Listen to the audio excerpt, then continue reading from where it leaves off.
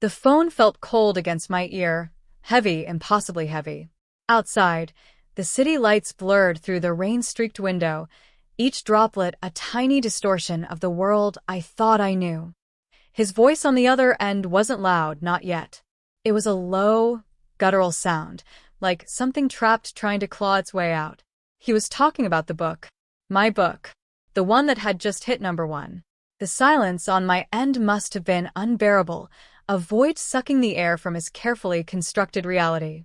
Then the sound began, rising from that low growl to something sharper, harsher. Disbelief. Rage. A raw, wounded animal sound. He was screaming. He was screaming about the book. He was screaming about me. And in that moment, suspended between the drumming rain and his unraveling, a chill settled deep in my bones, colder than the phone, colder than the rainy night. It was the chill of absolute, irreversible victory. The kind that leaves you breathless, but also strangely empty. He was screaming about the thing he said he'd never regret. Let me know where you're watching from and what time it is. And if you haven't already, please subscribe. It helps me more than you know. Before the screaming, before the book, there was just routine. Just life. Not a bad life, not really. Comfortable. Predictable. Safe. I was an architect, designing spaces that others would fill with their lives. He was in finance. We had the apartment with the view, the weekends that looked like they were pulled from a magazine, the quiet dinners, the planned vacations. We fit. Or I thought we fit. I was the steady one, the one who made sure the bills were paid, the appointments were kept, the house was a home. I loved the order of it, the quiet hum of two lives moving in parallel. I loved him. Or I loved the idea of him. The person I believed he was, the future I believed we were building. I had dreams, of course. Little whispers in the back of my mind. Not about grand adventures or world domination, but about creating something more tangible, something that felt like mine. I'd always loved writing, scribbling stories in notebooks tucked away in drawers. Little worlds, secret thoughts. But life had a way of burying those whispers under layers of practicality, of partnership, of being the support system. His career was ascendant, demanding. My job was stable. There wasn't much room for the messy, uncertain pursuit of pouring words onto a page, not in our carefully structured world. So, I built buildings instead. Solid things. Things that made sense. He was charismatic, successful. People liked him. I liked being the woman beside him, the quiet anchor to his dynamic presence. He made me feel necessary, important in a supporting role. He'd talk about his day, the deals, the meetings, and I'd listen, offering quiet support, a steady hand to ground him. That was my role. The listener. The constant. I built my world around his trajectory, adjusting my own light so his could shine brighter. It felt like love. It felt like partnership. It felt like forever. Looking back, the cracks were probably there, tiny fissures I chose not to see, or perhaps dismissed as normal wear and tear. Little distances creeping in. Conversations that stayed on the surface. A growing sense that while I was building our shared life brick by brick, he was dreaming of different blueprints entirely, ones that didn't include me. He was restless. I mistook it for ambition. The morning he left was like any other morning. The same pale light filtering through the bedroom window, the same scent of coffee brewing, the same quiet routine. Except it wasn't. There was a stillness in him, a quiet finality that I only recognized in hindsight. He didn't pack a suitcase. He didn't raise his voice. He just stood in the living room, the city skyline framed behind him, looking utterly detached. He said it quickly, efficiently, like closing a business deal. I'm leaving. My world tilted. The solid floor under my feet felt like sand. Leaving? Where? He didn't look at me, not really. His gaze was fixed somewhere past me, on the horizon. Leaving you. Leaving this, his hand swept vaguely around the room, encompassing the life we had built. The air felt thin. My lungs burned. But why? What happened? His expression was flat, devoid of emotion. That was the first real shock. Not the words, but the utter lack of feeling behind them. It's just not working. For me. Not working. My voice was small, barely a whisper. This couldn't be real. This wasn't in the plan. Then he looked at me. And the look wasn't angry, or sad, or even apologetic. It was Relief. A cold, hard relief. And he said the words that would echo in my skull for months, words that would become the foundation of everything that followed. I know this is hard for you now, but I won't regret it. Not ever. This is what I need. He wouldn't regret leaving me. The woman who had centered her life around him, who had smoothed the path, who had believed in their future with every fiber of her being. He would never regret leaving her. He walked out then, just like that. No dramatic farewells, no tearful goodbyes. Just a man stepping out of a room, out of a life. He left his key on the counter, a silent, metallic punctuation mark on the end of us. The door clicked shut. The silence that followed was the loudest sound I had ever heard. The first few weeks were a blur of physical and emotional collapse. I barely ate. Sleep was impossible, or filled with terrifying, disjointed dreams. The apartment felt vast and empty, every corner echoing with his absence. The silence was crushing. I wandered through rooms filled with things we had chosen together, things that now felt like artifacts from a dead civilization. Our civilization. Friends called, their voices laced with concern. His friends, mostly. People we knew as a couple. Their sympathy felt hollow, their questions like tiny, sharp needles. What happened, they asked. How could I explain the utter, clinical detachment of his departure? How could I articulate the sting of those final words? I won't regret it. Not ever. It felt too shameful, too raw to share. I isolated myself. The world outside the apartment felt too bright, too loud, too full of people who hadn't just had their foundation ripped out from under them. Simple tasks became monumental challenges. Buying groceries felt like navigating a foreign country. Getting out of bed felt like lifting a mountain. The architecture firm called, asking when I'd be back. The thought of stepping back into that structured, demanding world felt impossible. My mind was a chaotic mess of replay, dissecting conversations, searching for clues I must have missed, agonizing over what was wrong with me. Because surely, if he wouldn't regret leaving, it must have been something fundamentally wrong with me. The financial reality hit hard. Our finances were intertwined. His income was the larger share. Suddenly, I was facing bills, rent, the sheer cost of existence alone. My savings were meager. The stability I had relied on, the comfortable predictability, evaporated overnight. I wasn't just heartbroken. I was terrified. The practical consequences of his departure were a cold, harsh slap in the face, a constant reminder of the vulnerability I had ignored while living inside the bubble of US. I tried to work. I'd sit at my drafting table, staring at blueprints, but the lines blurred. My focus was gone. The creativity that once flowed freely was dammed by a wall of grief and anxiety. I felt stupid, incapable. How could I design solid, safe structures when my own life felt like a condemned building?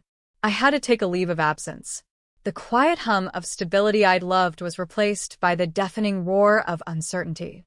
One rainy afternoon, weeks bleeding into months, I stumbled upon those old notebooks, tucked away in a box in the back of a closet, full of my messy handwriting, abandoned stories, fragmented thoughts.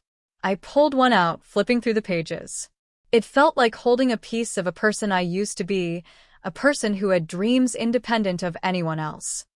I started writing again. At first, it was just journaling, a desperate attempt to untangle the mess in my head, to find some sense in the senseless. Page after page filled with pain, anger, confusion. But then something shifted. The words started flowing differently.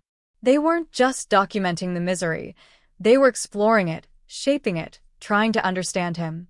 Why he left. Why he said what he said. Why he felt no regret. It was painful work, reliving the moments, examining his words, his silences. But there was a strange kind of power in it, too. a sense of reclaiming my own story. For so long, my narrative had been intertwined with his, defined by our relationship. Now I was writing my own, one painful sentence at a time. It was raw, unflinching. I didn't spare myself or him, especially him. The writing became an obsession, a lifeline. It was the only time the silence in the apartment felt productive, filled with the scratching of my pen, the tapping of keys.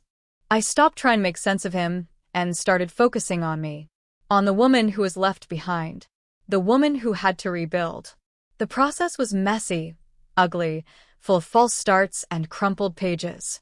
There were days I would write for hours, fueled by black coffee and a desperate need to understand.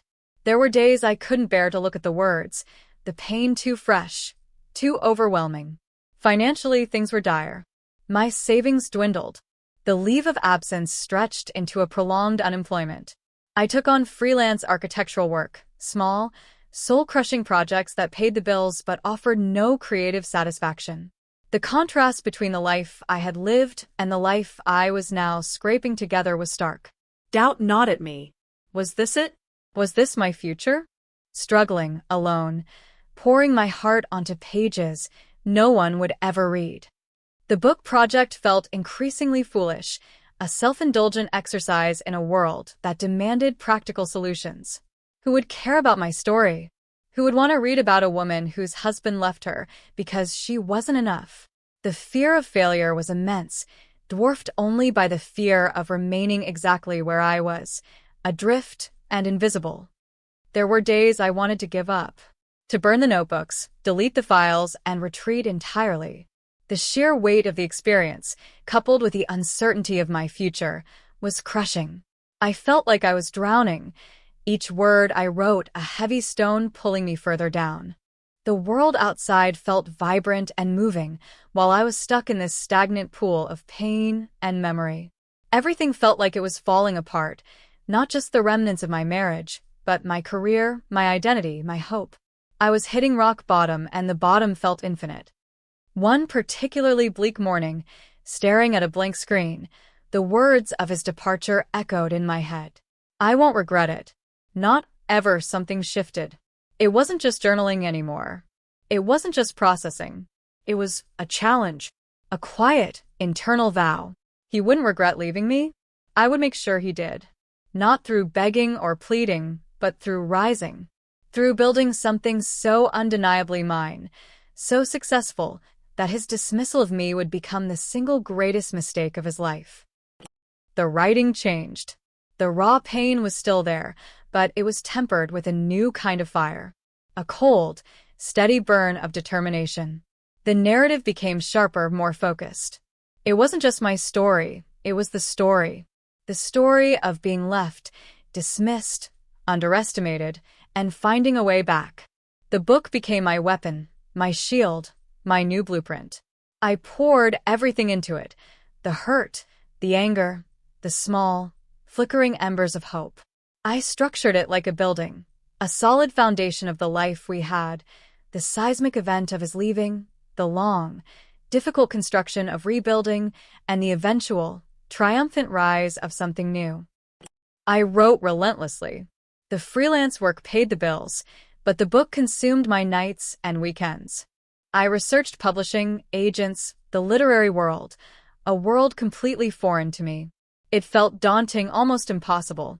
But the memory of his words, the casual certainty of his lack of regret, fueled me. Every sentence was a brick in my new structure. Every chapter was a floor added to my rising tower. Finishing the manuscript was a monumental task.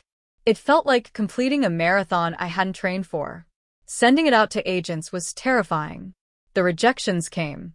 Form letters, polite dismissals. Each one felt like a small death, a confirmation of my deepest fears. Maybe it wasn't good enough. Maybe I wasn't good enough. The doubts crept back in, whispering that his assessment of me was right, that I was ultimately forgettable, unremarkable. But I remembered the look in his eyes when he walked away. The relief. The certainty. I remembered, I won't regret it. Not ever. And something stubborn in me refused to break. I revised. I researched different agents. I sent it out again. And again. It felt like pushing against a locked door, bleeding my knuckles in the process. Then one day an email arrived. Not a form rejection. A personal note. An agent who loved the manuscript. Who saw the story? Who believed in it. I read the email 3 times, shaking. It was a small crack in the wall, but it was a crack nonetheless. The process of getting published was still long and arduous. Revisions, editing, waiting. But there was hope now. A fragile, precious thing I guarded fiercely. I signed the contract. I saw my name on a book cover mock-up. It felt surreal. A tangible manifestation of all that pain, all that work. The book came out quietly at first. A small launch. A few early reviews. They were good. Better than good. They were enthusiastic. Readers connected with the story. They saw themselves in the struggle, the rebuilding. The book started gaining traction. Word spread. A book club picked it up. Then another. Sales started to climb, slowly at first, then faster. I watched the numbers with a detached sort of awe. This wasn't the world I understood. This was the world of words, of stories connecting with strangers. It felt miraculous. Then, the unthinkable happened. The book hit a major bestseller list. Not just a regional list, but a national one. My editor called, shouting into the phone. My agent was ecstatic. I was numb. Overwhelmed. It didn't feel real. My quiet, solitary act of survival had become a public phenomenon. And then it hit number 1. Number 1 on the biggest list. My book. The one about being left behind. The one fueled by his certainty that he would never regret leaving me. It was everywhere. Interviews. Articles. Social media buzzing. And that's when the phone rang. His name flashed on the screen. I hadn't spoken to him since he walked out the door. Months, years even. Why was he calling now? My finger hovered over the ignore button. But something stopped me. Maybe it was morbid curiosity. Maybe it was that cold fire of determination I had cultivated. I answered. His voice, initially, was controlled. Too controlled. A thin veneer of civility over something simmering underneath. He congratulated me. The words sounded foreign on his tongue. Stilted. Insincere. I saw your book is doing well, he said. An understatement so massive it was almost comical. Yes, I replied, keeping my voice level. Calm. I would not give him the satisfaction of hearing any tremor, any lingering pain. Number 1. That's incredible. The control was starting to fray. Thank you. It's about us, isn't it? The question hung in the air, heavy with accusation. I didn't answer immediately. I let the silence stretch, letting him twist in it. People are talking, he continued, his voice rising slightly. My colleagues. They know. There it was. The real reason for the call. Not congratulations. Not even curiosity. Shame. Exposure. His carefully curated public image was being dismantled, page by page. It's a work of fiction, I said, finally. A lie, technically, but a necessary one. It blurred the lines just enough to protect myself legally, while everyone who knew us knew exactly what it was. Fiction. He scoffed. The simmering was starting to boil. It's clearly about me. About leaving. About what I said. His voice was getting louder now, losing that veneer of control. The low growl was starting. It's inspired by experience, I said, choosing my words carefully. Like most fiction. Inspired. He was practically yelling into the phone now. You wrote about everything. You made me look like. He trailed off, searching for a word that encompassed the public perception of the man who confidently left a woman who then wrote a bestseller about it. Like yourself? I offered, the dry humor slipping out despite myself. That's when the screaming started. It wasn't just anger. It was pure, unadulterated agony. The sound of a man whose carefully constructed world was imploding. He screamed about the unfairness of it. He screamed about his reputation. He screamed that I had twisted things, exaggerated, betrayed him. Betrayed him? The man who walked away saying he'd never regret leaving? The man who had rendered me invisible? The irony was a sharp, bitter taste on my tongue. He screamed that I had used him, that I had profited from his actions, that I had turned his life into a spectacle. His voice was hoarse, ragged. He sounded utterly broken. And then, amidst the torrent of his rage, I heard the words. Not articulated clearly, but woven into the fabric of his screaming, the undeniable, raw essence of it. He regretted it. Oh, God, he regretted it. He regretted leaving. He regretted his words.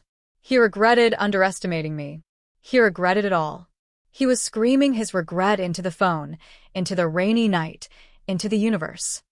He screamed about how his life was being impacted, how people looked at him differently, how the certainty he had projected had crumbled.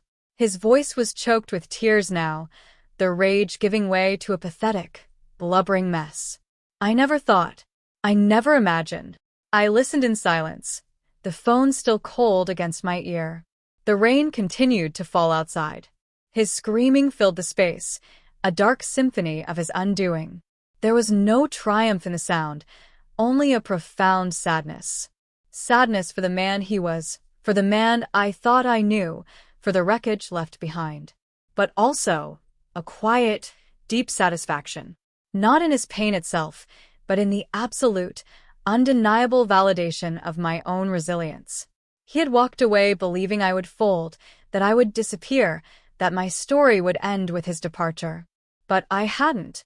I had written a new beginning, a much bigger one than he could have ever conceived. He finally ran out of steam, his screaming tapering off into gasping sobs. The line was silent for a moment, punctuated only by his ragged breathing. "Are you happy now?" he whispered, his voice broken. "You destroyed me." I closed my eyes. Had I destroyed him? Or had he destroyed himself the moment he underestimated the woman he was leaving? "I didn't write the book to destroy you," I said, my voice soft but steady. "I wrote it to save myself." Another silence. Longer this time. "I have to go," he mumbled, the last vestiges of his pride clinging to his voice. "Goodbye," I said. He hung up. The silence returned. But this time, it wasn't empty. It was filled with the echo of his screaming, the sound of a future he never anticipated crashing down around him. My life isn't perfect now. The scars remain, faint lines under the surface. Success doesn't erase the past, but it does build a different future. A future where I am the architect of my own story, not a supporting character in someone else's. The book changed everything. It gave me financial freedom, a platform, a voice I never knew I had. More than that, it gave me back to myself. The city lights still shimmered through the rain-streaked window. The apartment no longer felt empty. It felt like a sanctuary. I walked to the window, looking out at the vast, sprawling city. It was full of stories, full of people rebuilding, finding their way, defying expectations. He said he'd never regret leaving me. But the universe, in its own peculiar way, has a sense of irony. Sometimes, the greatest acts of creation are born from the deepest moments of destruction. And sometimes, the person who thought they were walking away from nothing finds that they have inadvertently walked away from everything. If this story hit close to home, I'd love to hear your version. Drop a comment with where you're listening from and what time it is. Thanks for being here. Subscribing helps bring more of these to life.